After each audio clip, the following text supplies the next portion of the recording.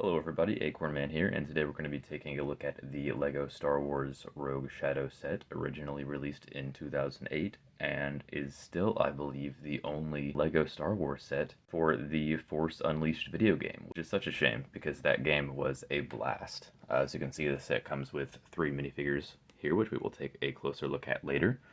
The Force Unleashed logo, you can see here on the corner. Back here we just see the basic features of the set, and the sets that were, or some of the sets rather, that were in the same wave back in the day.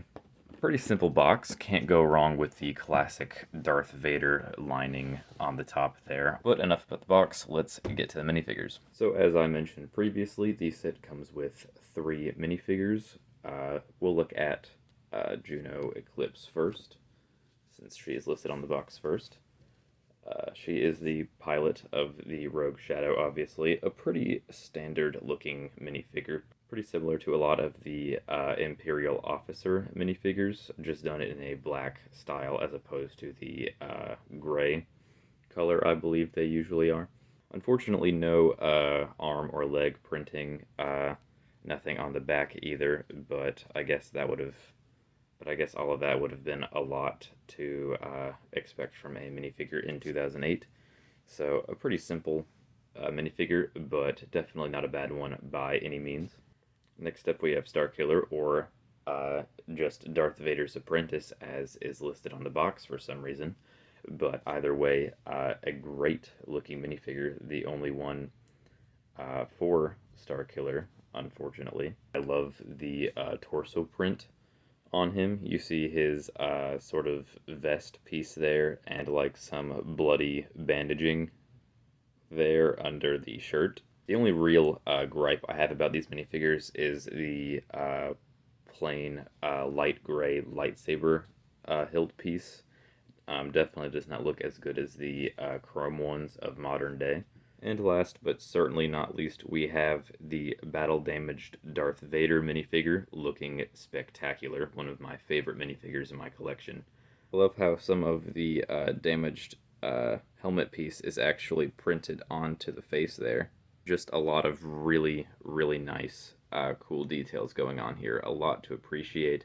Like I said, with Starkiller, it does have the light gray hilt piece. Like I said with Starkiller, a pretty small nitpick. Now that we have the minifigures out of the way, let's get to the Rogue Shadow itself. Alright guys, here it is, the Rogue Shadow, what you came here to see, and it is just a beautiful looking set. Looking very sleek with all of the black and gray pieces going on. It is certainly just a amazing LEGO set to display.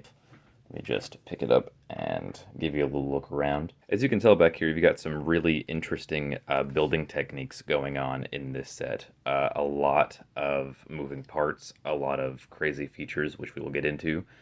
Some nice landing gear, although a little bit loose there on the bottom. And as you might have been able to tell a little bit there, you can rotate the... really, you can rotate any of these moving pieces back here, and it will move, but I find it easiest to grab it by this piece, and if you move it forward, that puts the wings in a forward flight position, and the boosters here in the back go from up to down, which is a really, really nice touch.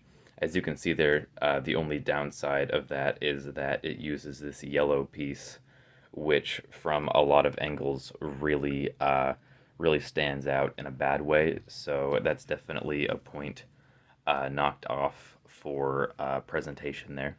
Alright, so I'll put this back into landing mode, and we'll go over some of the features. The first feature, as you saw on the back of the box most likely, is a hidden missile in this cartridge here. Sorry that this set is so dusty, by the way. It has been on my shelf untouched for a little while now.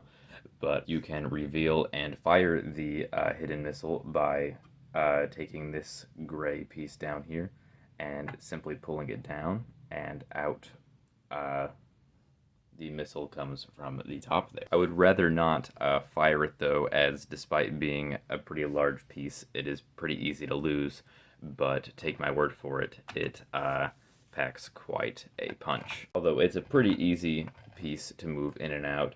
So there's that. It is definitely a fun little addition for kids mostly. Bringing the set around to the other side here, we have some more hidden missiles that will be revealed by pulling this gray piece down. So you got some pretty nice looking missiles here. I don't know if there were actually missiles here or in the other spot in the game, but they definitely make for fun little additions here. Unfortunately, you will have to close that back manually. Moving up to the front of the ship here, not an outstanding feature, but one I thought I would mention nonetheless, is you have a nice little gun storage compartment under here. Only holds 2 guns, but I suppose it's useful. And lastly, in order to get your minifigures in the set, all you need to do is take this and pull it back. I have the spare full Darth Vader helmet that also comes with this set in there, as well as Juno Eclipse's hairpiece there. And you can just take Juno Eclipse here, or whichever one of the characters you would like to pilot your Rogue Shadow, and just stick her right in the cockpit seat there. Close it back, and you are ready to fly. Unfortunately, though, none of the other minifigures can fit in here at the same time. I guess if you really wanted to, you have some space back here that you might be able to lay him back in. Not very easily, though. Definitely works better for your spare parts. Alright guys, so that concludes my review on the LEGO Star Wars 7672 Rogue Shadow.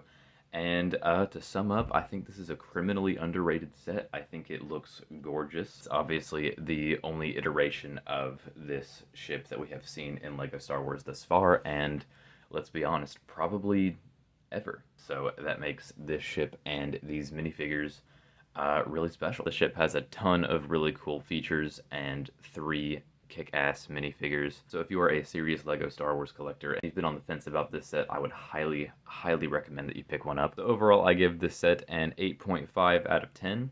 Like I said, highly recommend it. I hope you guys enjoy this review. Be sure to like, comment, and subscribe, and I will see you in the next video.